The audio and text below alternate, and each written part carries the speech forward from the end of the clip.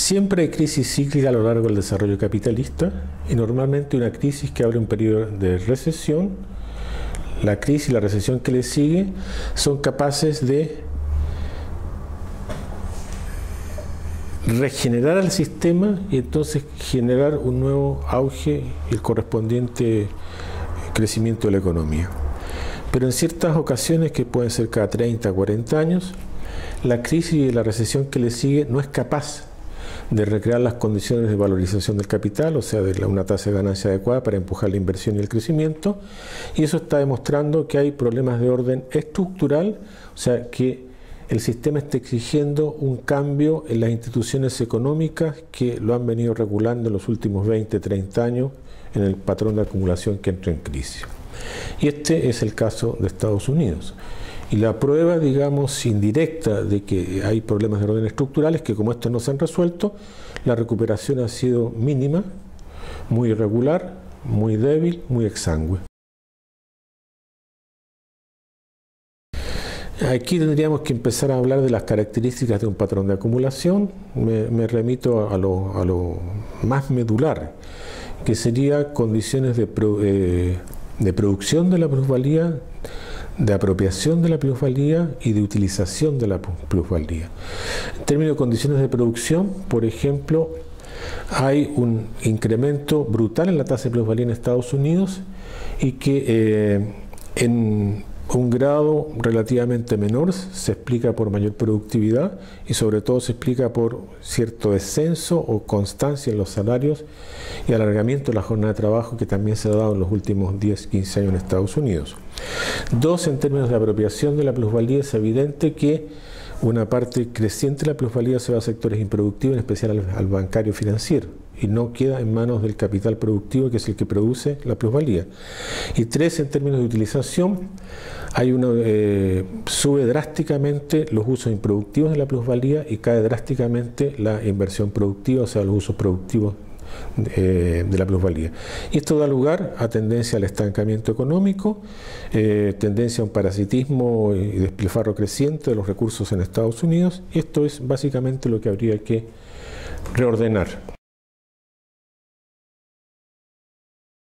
No todo cambio estructural implica eso. Por ejemplo, el patrón de acumulación de la posguerra, que entra en crisis a fines de los 60, inicio de los 70, implicó un reordenamiento estructural que fue brutalmente en contra de la clase obrera norteamericana e incluso en contra de la burguesía industrial. Pero de manera análoga a lo que pasó luego de la crisis del 29-33, Segunda Guerra Mundial, etc., el carácter de la crisis actual exige tomar ciertos ajustes, ciertos reordenamientos que posibilitan que la clase obrera se vea relativamente beneficiada, entre comillas, de la salida a la crisis. Porque la salida a la crisis, entre otras cosas, exige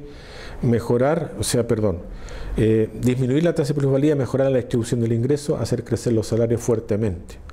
Eso está en el interés mismo del capital, si quiere salir de la crisis. Entonces eso genera la posibilidad de una alianza con la clase obrera y que la salida de la crisis beneficie dentro de ciertos límites a la clase obrera.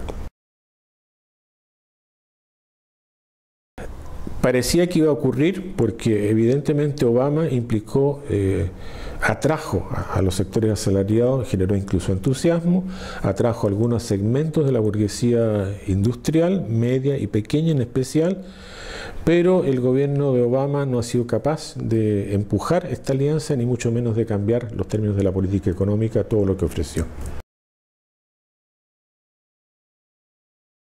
Bueno, no son erradas en el sentido que responden a la correlación de fuerza existente, o sea, porque en Europa, al igual que en Estados Unidos, la hegemonía está en manos del capital financiero.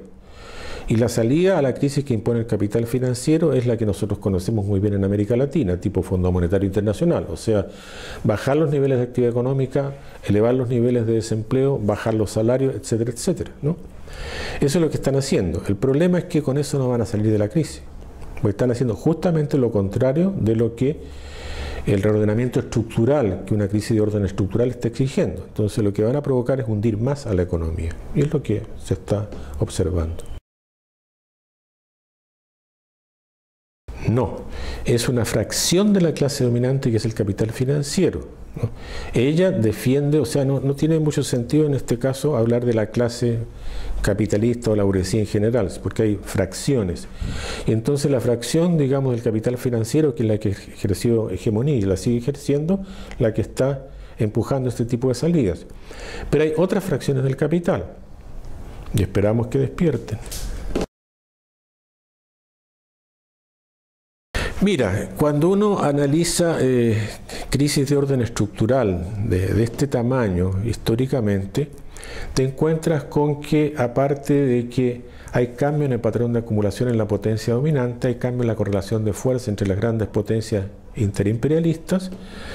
La del 29-33 provocó el descenso definitivo de Inglaterra, el ascenso definitivo y consolidación de ese ascenso de Estados Unidos, que ya se venía dando. Cambian las relaciones centro-periferia y normalmente también hay cambios de orden estructural en la periferia. ¿Para peor? Depende del carácter de la crisis y el carácter de los reordenamientos. Y en este caso normalmente, o sea, se podía esperar que mejoraran las condiciones en favor de las periferias de la relación centro-periferia, o sea que por lo menos alcanzar lo que aquí le llaman dependencia negociada, Teotonio y compañía. Y digamos, porque esto provoca una crisis, yo diría, definitiva del orden neoliberal. Frente a eso, ¿cuáles son las salidas? Podría ser un nuevo tipo de capitalismo en América Latina, o una salida de orden mayor, pudiera darse, pero las condiciones políticas e ideológicas no facilitan eso. Entonces, en principio, en potencia, está la posibilidad de una salida más radical, más progresista, que provoque el abandono del esquema neoliberal con todas sus características y que permita que las economías latinoamericanas, por lo menos alguna parte de ellas, Brasil en especial, por sus características, entren en el carril de un desarrollo más nacionalista, más progresista, con mejor distribución del ingreso, con mayor grado de autonomía en el plano internacional. La timidez de Obama y la salida conservadora en Europa se supone que fortalece una salida conservadora también para América Latina y todo el mundo. Claro, porque la correlación de fuerza en el plano de las grandes potencias a nivel internacional se proyecta a nuestros países. Somos dependientes inclusive en eso, ¿no?